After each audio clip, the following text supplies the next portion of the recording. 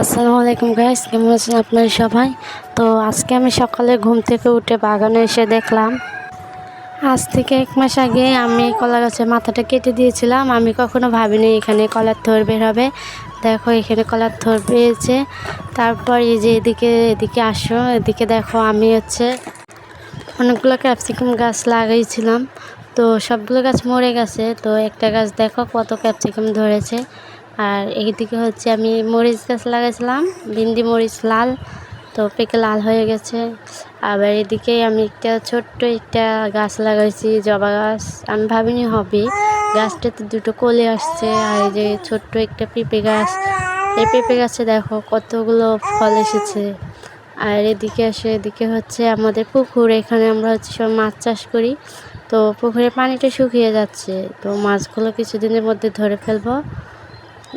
আজকের জন্য এই পর্যন্তই তোমাদের জন্য ছিল। পরবর্তী